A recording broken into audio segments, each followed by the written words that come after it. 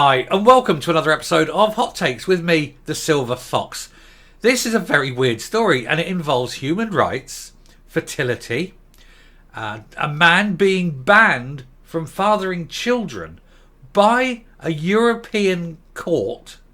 A Western democratic country has taken this man to court in order to stop him from becoming the father of children.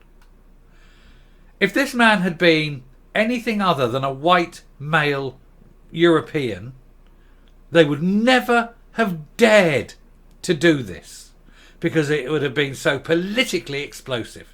And yet here they are. They're doing this. They're ordering this man to stop being a father, to not have any more children. What on earth is going on that a court should take upon itself the right to break one of the European Court of Human Rights, or the European Human Court dignity, the UN's Convention on Human Rights? There's all sorts of laws that give individuals the right to be fathers, the right to have children, and this court is stopping it. Okay, the man has fathered 600 children, but even so, the principle stands. Anyway, we'll have a look at this. So, man who fathered up to 600 children around the world is ordered to stop donating sperm by a Dutch court. The 41-year-old Dutchman, Jonathan Meijer, is forbidden to donate to more clinics. The court also ordered him to write to clinics asking them to destroy any samples. This guy he's a professional wanker. He's the world's biggest wanker. I mean, well done. I mean, from an evolutionary point of view, he ain't half done well by getting his DNA out there, ain't he? Anyway, a man who fathered up to 600 children around the world has been ordered to stop donating by a Dutch court. The 41-year-old Dutchman, identified by Die Telegraaf newspaper as Jonathan Meijer, was forbidden to donate more semen to clinics, the court ruling said. Well, only in Holland. I mean, they can't stop clinics around the world. They don't have jurisdiction around the world. He could be fined €100,000, £88,000 per infraction. That's a very expensive toss-off, isn't it? If you're busy, you're bored, sitting at home, nothing to do. Oh no, I'll knock one out, pop it in a little jar, sell it to the sperm bank. There's a thing. You've got to think, this man, he's been on the baby gravy train for years. I think about all the money I've let slip through my fingers. Anyway, judges also ordered Meijer, a musician from The Hague, to write to clinics abroad asking them to destroy any of his semen they have in stock, except doses reserved for parents who already have had children by him. They can't do that. They don't have the authority. And there's a picture of him. And it said that the decision came after a civil case was started by a foundation representing the interests of donor children and Dutch parents who would use Meijer as a donor. And there's a picture, as I say, and behind him you can see that is a lake of his emissions.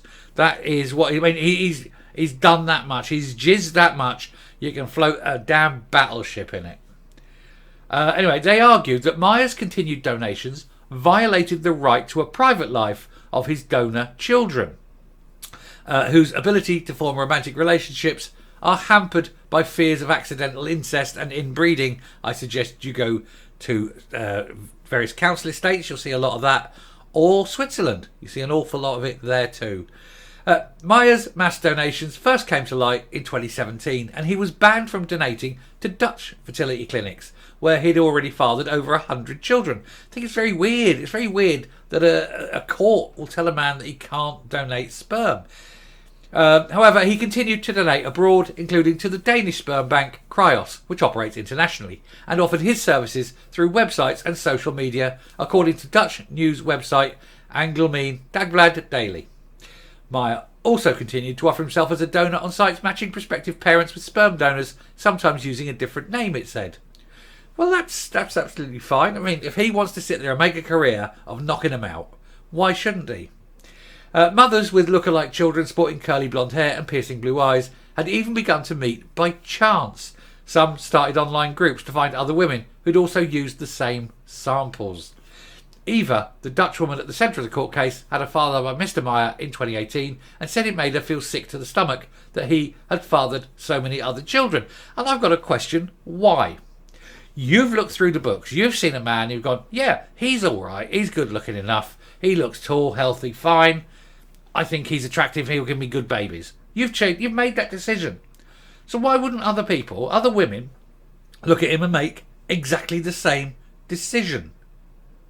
I mean, I've got to say, it's your fault. You chose him. He did not come impregnating you. You made this happen. Many mothers have told him he needs to stop, but nothing helps. So going to court is the only option I have to protect my child. Eva and the DonorKind Foundation wanted to stop Mr. Meijer donating to find out exactly which clinics he had donated sperm to. All of them, I think. I mean, all of them, all over the world. This man is a serial tosser. He has copious amounts of semen. Eva said she also wanted all his sperm still in storage to be destroyed unless it has been reserved for a woman who's already has one of his children. It's basically just going on and saying what's happened to him in the past with all this. But the fact is, these women are the ones making this happen. They're choosing him. It's not his fault. If he is a prodigious wanker, well done to him. I mean, it's not the sort of thing you want to be proud of. But on the other hand, 600 kids, it is some kind of record, isn't it?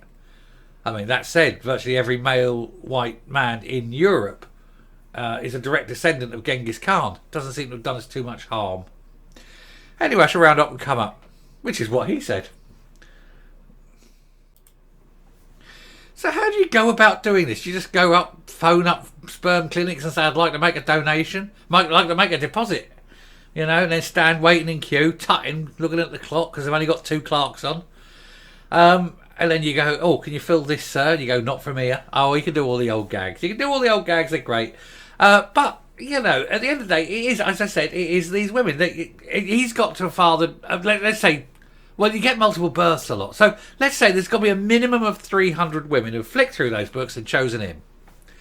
I mean, all right, it's not great. It's not intimate. It's not sexual or anything. It's him sitting in a little room in a clinic, with whatever floats your boat in a magazine and a small pot.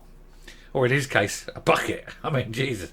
But what is this? Can you fill this up, sir? Not from him, nurse. That's an old gag. It's an old gag. Anyway, it's just prodigious. And then the court telling him he can't do it anymore. I think, to be fair, if he was hit with if he was hit with alimony or not with cost of paying for these kids himself, it'd be quite regretful. But how long has he been doing it? I want details. I want this man's life story. I want to know how he got into this. I want to know how long he's been doing it for. I want to see a picture with him and all the children.